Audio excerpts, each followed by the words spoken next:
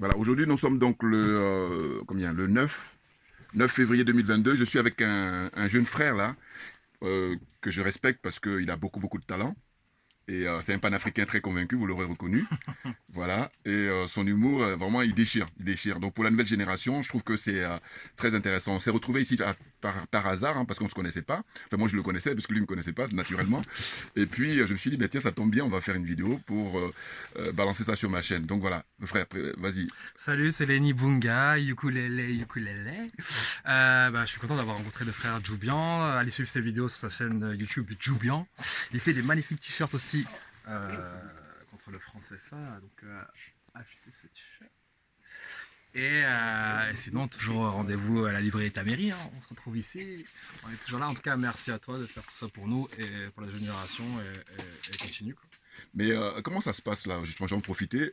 Depuis que tu as décidé de ne pas faire les humours conventionnels, dans le milieu, comment c'est perçu? Est-ce que ça tombe bien ou parce que tu as été invité un peu partout, tu as joué en Suisse, tu as joué un peu partout. Alors, depuis que tu as décidé de changer comment dire, d'orientation, voilà. Là, je suis curieux de voir. Alors, beaucoup de gens m'ont lâché, beaucoup de gens m'ont même tourné le dos, mais encore une fois, je dis c'est pas grave parce que c'est nous qui faisons les choses.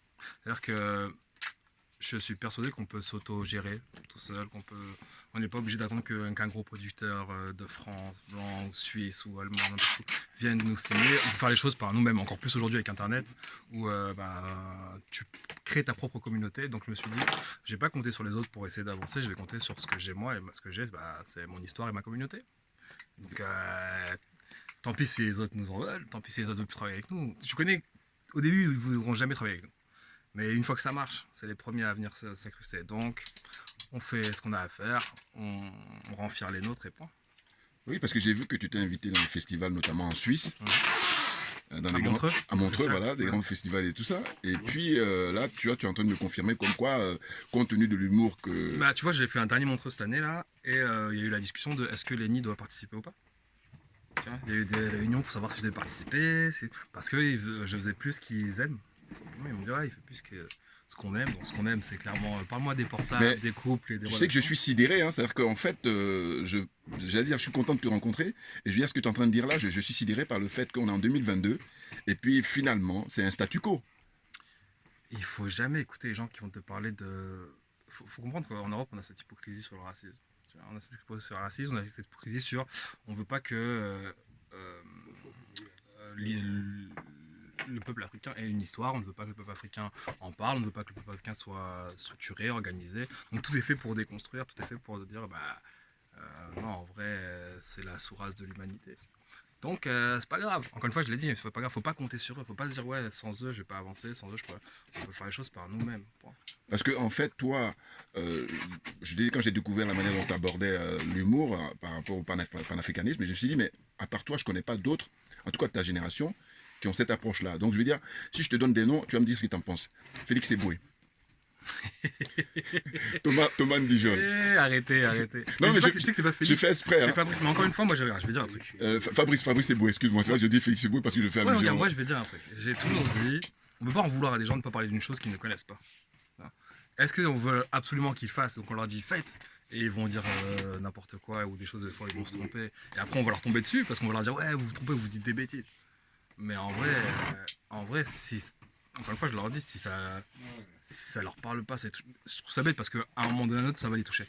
Si ça les touche pas eux, ça touchera leur enfant, ça touchera leur descendance, leurs cousins, leurs neveux, leurs frères. Ça va toucher quelqu'un à un moment donné. Mais, encore une fois, s'ils sont pas. Je pense que tant que t'es pas prêt mentalement, tu vas pas te lancer dans une guerre ou dans un combat où t'es pas sûr. Tu vois. Et moi, pour moi, ces gens-là, ils sont pas sûrs parce qu'ils connaissent pas réellement la portée de leur histoire, la puissance de leur communauté. Mais toi, à quel moment tu as décidé de dire, bon voilà, je ne vais pas faire les portables ni les... bon, je ne vais pas trop te garder parce que tu as un planning chargé. Non, juste... donc on va pas rester longtemps. Dis-moi, juste de la dernière, à quel moment tu t'es décidé de dire, bon voilà, moi j'arrête avec les histoires de portables, le ciel est bleu, les hirondelles? À mes 27 ans. Parce qu'à mes 27 ans, je me cherchais en tant que personne. Moi, je viens de Nice. Donc j'ai grandi dans un environnement très français, très blanc, très européen. Et au début, tu t'assimiles. Enfin, tu te dis, je suis comme eux, je suis né ici, j'ai grandi ici, je suis comme eux, je suis comme eux. Et en fait, plus tu grandis, plus tu te dis que non, je suis pas comme eux. Je comprends pas qu'on me pose toujours les mêmes questions, ou qu'on me dise tout le temps, faut que tu fasses 2 fois plus que les autres. Je me dis, attends, je suis français comme tout le monde, pourquoi je dois faire 2 fois plus? Parce que tu viens pas d'ici à la base.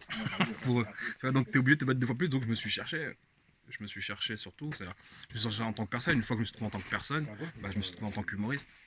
D'accord. C'est pour ça que j'en veux pas aux gens qui parlent pas de ça, parce que je me dis, avant de vouloir parler d'une chose, faut que tu saches qui tu es toi intérieurement. Et moi, je me suis trouvé intérieurement, donc ça a été plus facile pour me trouver sur scène. Et une fois que je savais qui j'étais intérieurement, donc je savais les sujets qui me touchaient, que ce soit l'histoire africaine, que ce soit le racisme, que ce soit plein de choses comme ça. Je me disais c'est logique en fait sur scène ça en découle. Il y a un mec que j'aime énormément qui s'appelle Khalil Mohammed, je sais pas si tu vois qui c'est, un prédicateur afro-américain qui est mort dans les années 90 et il venait tout le temps avec des habits en tout à fait colorés et il avait toujours des punchlines. Et un jour il se fait interviewer par un journaliste à la télé américaine blanche. Et il dit, le journaliste lui dit pourquoi vous êtes toujours habillé en couleur et pourquoi vous êtes tout le temps en train de mettre des vannes, vous mettez tout le temps des vannes dans vos discours. Et il a dit une phrase qui pour moi m'a réveillé. Il dit j'ai compris que mon peuple c'est un peuple qui aime l'enjaillement. Tu peux pas enlever ça c'est en nous. C'est en nous. Il fallait que je trouve une façon de leur dire les choses, mais que pour eux ça reste toujours enjaillant. Et ça a été la même chose. Moi j'arrive à traiter de ces sujets hors l'humour. Okay, j'ai l'humour à côté. Je vais mixer les deux choses pour que ça reste enjaillant pour eux, mais que mine de rien dans leur tête ils se fassent ah ouais c'est drôle mais et il a pointé du doigt quelque chose que je dois aller voir. Donc voilà comment je me suis. Merci beaucoup, merci beaucoup, parce que là je vais pas garder ton temps, non, mais c'est très gentil, merci beaucoup. Ciao. Donc rendez-vous en fait, librairie Taméry, c'est à Paris dans le 11e arrondissement, métro Belleville, voilà. Dans le 10e, voilà, je fais une erreur, c'est dans le 10e arrondissement, parce que comme c'est des communes, j'allais dire, avoisinantes ou limitrophes, donc voilà, donc c'est bien dans le 10e arrondissement, et c'est rue, rappelle-moi le frère, la rue rue du Chalet. 15, 17, 19 rue du Chalet. Voilà, 15, 17, 19 rue du Chalet. Donc à Paris dans le 10e. Métro Belleville, c'est ça qui est surtout important. Donc venez ici, c'est la caserne d'Ali Baba en ce qui concerne la littérature,